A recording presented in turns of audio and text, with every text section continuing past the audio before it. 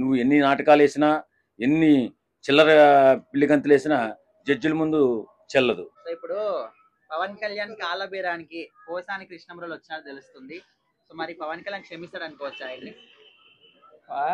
Mega family ఎప్పుడు ఎవరి మీద కోపం తెచ్చుకోరు బ్రో. ఎప్పుడైనా ప్రేమ చూపిస్తారు కానీ ఒకరి మీద పగ పెంచుకోవడం అలా ఏమి ఉండదు. అయితే నిన్న గుంటూరు జడ్జి దగ్గరికి పోయినప్పుడు జడ్జి దగ్గర కన్నీళ్లు పెట్టుకొని, సార్ నన్ను క్షమించండి, నాకు గుండెకు 2 ఆపరేషన్లు అయినాయి, 2 స్టంట్లు అయినాయి, నాకు 2 పిల్లలు ఉన్నారు, నన్ను వదిలిపెట్టండి, లేకపోతే ఇక్కడే ఆత్మహత్య చేసుకుంటా అని ఏవో ఎమోషనల్ కొన్ని వాడు చెప్పాయంట కృష్ణమురళి. సో మరి అవన్నీ వర్కౌట్ అయితే అనుకోవచ్చా ప్లానింగ్? అదే ఇప్పుడు మళ్ళీ క్షమాపణ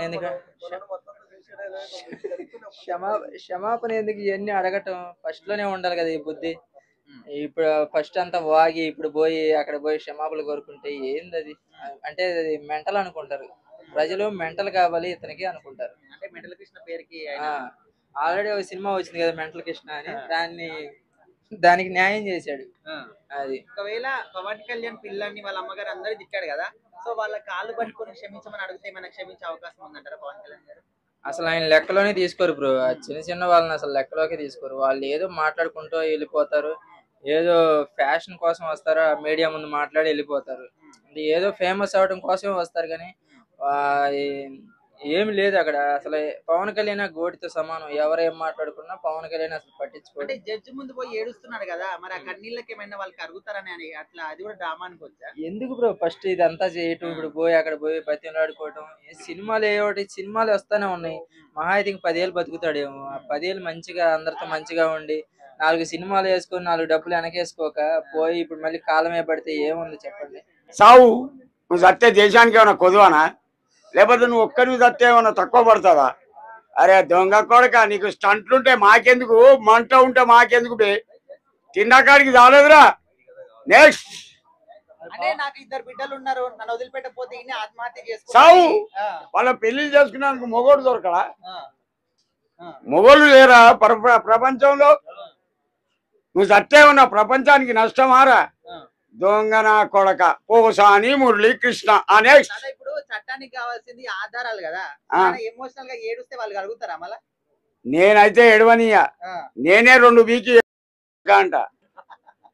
కుర్చీ ఇక్కడ కుర్చీ, అది కోర్టు గాని జైలు గాని చొచ్చుకపోతా లోపలికి. నెక్స్ట్ తప్పు చేతులు ఎందుకు మళ్ళీ సారీ?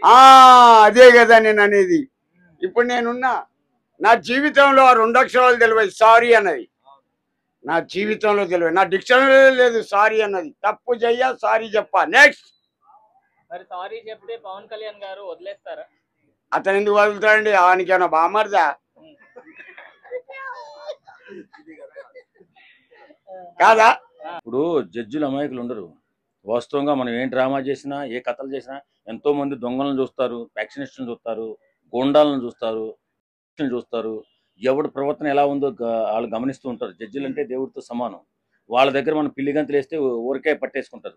నువ్వు ఎన్ని నాటకాలు వేసినా ఎన్ని చిల్లర పిల్లిగంతులు వేసినా జడ్జిల ముందు చెల్లదు. ఎందుకు చెప్పనా, నేరస్తుడుగానే చూస్తారు వారు. కాబట్టి ఈ పోసాని కృష్ణమురళి మీరు అనే ముందు తెలియదా? ఇప్పుడు ఇన్ని బూతులు మాట్లాడే ముందు రేపు పొద్దున్న ప్రాబ్లం అవుతుంది తెలియదా?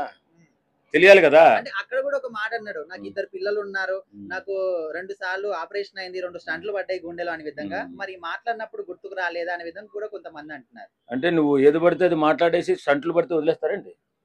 కాదు, నువ్వు మాట్లాడింది సభ్య సమాజం తలదించుకునేలా మాట్లాడావు. అసలు చరిత్రలో రాజకీయ నాయకుడు కానీ, సినిమా యాక్టర్ కానీ, ఒక సెలబ్రిటీ కానీ ఎవడైనా సరే మాట్లాడేటప్పుడు ఒళ్ళు దగ్గర పెట్టుకుని మాట్లాడాలి. ప్రజానీకం యువత మిమ్మల్ని అనుసరిస్తూ ఉంటది, మీ భాషను అనుకరిస్తూ ఉంటది. కాబట్టి ప్రతి ఒక్కరు కూడా ఒళ్ళు దగ్గర పెట్టుకుని మాట్లాడాలి. ఈవేళ కోర్టు ముందు కన్నీళ్లు పెట్టుకున్నంత మాత్రాన ఎవరు కరిగిపోరు. నీ నీచ సంస్కృతి గురించి తెలిసిన ప్రతి ఒక్కరు కూడా నేను తిట్టుకుంటున్నాడు. జాలి కలగట్లా పోసాని కృష్ణమురళిని చూస్తే. అలాంటప్పుడు ఎన్ని ఏడుపులు ఏడ్చినా కోర్టు ఆ ఏడుపులకు స్పందించదు. ఒకవేళ పవన్ కళ్యాణ్ గారి కాలు పట్టుకొని క్షమించడని వాళ్ళ తల్లి వాళ్ళ పిల్లల కాలు పట్టుకుంటే క్షమించే అవకాశం ఉందంటారా? మరి అంత చేసుకోవాల్సిన అవసరం ఏముందండి? కోర్టులో కేసులు బెయిల్ వస్తుంది, చంపేస్తారేంటి? నువ్వు చేసిన తప్పుకి శిక్ష అనుకో, శిక్షను అనుభవించి వచ్చేసి ఎన్ని రోజులు సంవత్సరాలు ఏం పెట్టారు కదా. నువ్వు బూతులు తిట్టావు, మన సమాజాన్ని కలుషితం చేసావు. ఆ కలుషితం నుంచి బయటపడు, నోరు శుభ్రం చేసుకుని బయటకు రా. కాగా నువ్వు బెదిరిస్తే బెదిరిపోవు కోర్టులు. నువ్వు ఏడిస్తే జాలి చూపు కోట్లు. అక్కడ జరిగిన ప్రాసెస్ ఏంటి, నువ్వు అన్న మాటలు ఏంటి, అవి ఎలా పరిగణలో తీసుకుంటారు?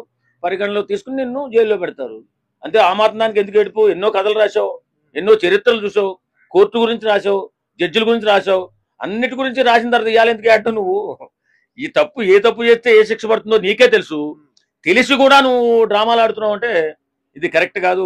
పోచాని కృష్ణమురళి గారు, మీరు చేసిన తప్పుకి చాలా శిక్ష అనుభవించాలి, కానీ ఇంతటితో అయిపోయింది కాబట్టి ఏదో అనుభవించేసి వచ్చేయండి, మీకు మంచి జరుగుతుంది. రేపు పొద్దున మాట్లాడేటప్పుడు మంచిగా మాట్లాడండి, మీకు న్యాయం జరుగుతుంది. ఆయనకి ఆ పవన్ కళ్యాణ్ గారి ఫ్యామిలీని తిట్టినప్పుడు గుండెకి ఆపరేషన్ జరగలేదా? అప్పుడు రోగాలు లేవా? ఆ ఆత్మహత్య చేసే ఆ మాటలు మాట్లాడకుండా చేసుకున్నట్లయితే ఇవాళ జైలు జీవితం గడపాలని అవసరం ఉండదు కదగా. జడ్జిని పోయి బెదిరిస్తాడు ఆయన. నటుడయ్యా, ఒక రచయిత కాదు, నటనలో కూడా మహానటుడు.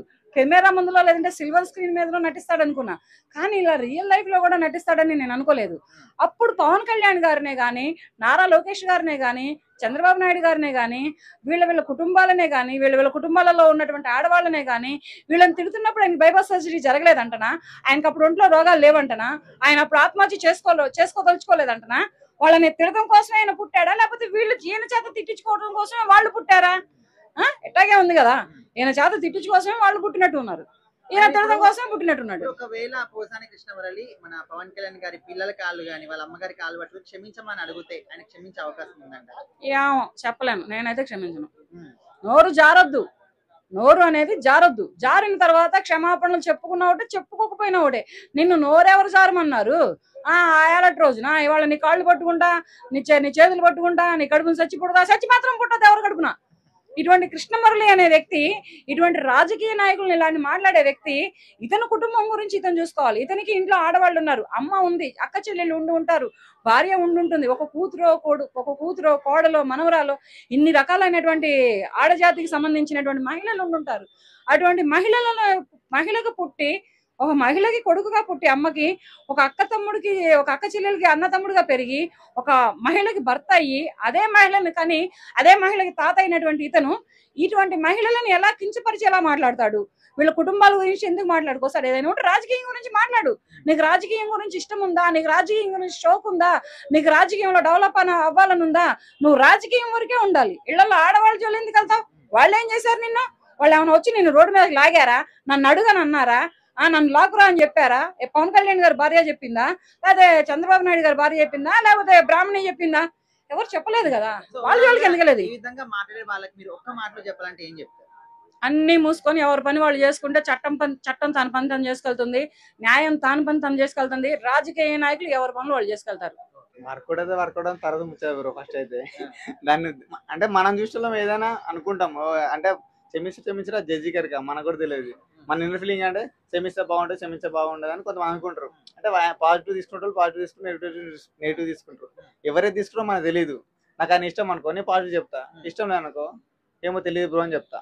నార్మల్ గా సినిమా ఫీల్ అయినప్పుడు అన్ని నడతాయి బ్రో. ఇండస్ట్రీ పవన్ కళ్యాణ్ ని, వాళ్ళ పిల్లల్ని, వాళ్ళ అమ్మగారిని కూడా ఎంతో బూతులు తిట్టాడు ఆయన. అవును. సో ఇప్పుడు వాళ్ళ కాళ్ళు పట్టుకొని క్షమించమని అడిగితే ఏమన్నా క్షమించే అవకాశం ఉందంటారా? పవన్ కళ్యాణ్ అయితే క్షమిస్తాడు బ్రో. ఆయన అంటే ఆయన చూసొచ్చిన ఆయన చూడండి అయితే ఏం లేదు బ్రో. ఆయన చాలా మంది అన్నారు, అన్నలు ఎవరు చాలా, నేను ఒక్కడనగానే రియాక్ట్ అయ్యేటప్పుడు అయితే కాదు నాకు తెలిసి అయితే. అవునా కదా? దానికి పట్టుకొని మళ్ళీ దాన్ని ట్రోలింగ్ చేసుడు, పట్టుకోవడానికి కామెంట్లు వేసుడు అవన్నీ వేస్ట్ కదా బ్రో. క్షమిస్తారని అందరూ తెలుసు కానీ ఎవరు బయట పడరు అన్నట్టు మన ఫీలింగ్. అంటే ఇప్పుడు చట్టానికి కావాల్సింది మనకు ఆధారాలు, సాక్ష్యాలు కావాలి. సో అక్కడ పోయి నేను ఎమోషనల్ గా మాట్లాడతా, ఇక్కడ కన్నీళ్ళు పెట్టుకుంటే వాళ్ళకి క్షమిస్తారా మరి? అది వాళ్ళ దగ్గర ఉంటుంది బ్రో. అంటే వాడు ఎట్లా మాట్లాడో మనం చూసింది లేదు, జస్ట్ మనం చూసే వీడియోలు బట్టి మనం మాట్లాడతాం కాబట్టి మనం అనలేం, జడ్జి చేయలేం మనిషిని. ఆడు ఉంటే ఓకే, ఇది క్షమిస్తాడా మనం చూడగలుగుతాం. అంటే నీ ఒపీనియన్ లో కృష్ణమురళి మాట్లాడిన మాటలు కరెక్టే అంటావా? నేను చెప్పలేను బ్రో దానికి, ఎందుకంటే ఇప్పుడు ఇక్కడ ఒక మాట ఉంటే తర్వాత ఒక మాట ఉంటది బ్రో. మనం దీన్ని జడ్జి చేసి కరెక్ట్ బూతులు మాట్లాడడం కరెక్ట్ అంటారు? కరెక్ట్ అయితే కాదు, ఎవరు మాకు కరెక్ట్ కాదు. మనం తాగితేనే మనం మాట్లాడతాం, తెల్లరు సారీ చెప్పమా? అవునా కాదు? తాగి మనం ఇది అది అని అంటాం, తెల్లరు సారీ చెప్తాం. అట్లా ఏదైనా చెప్పలేం బ్రో.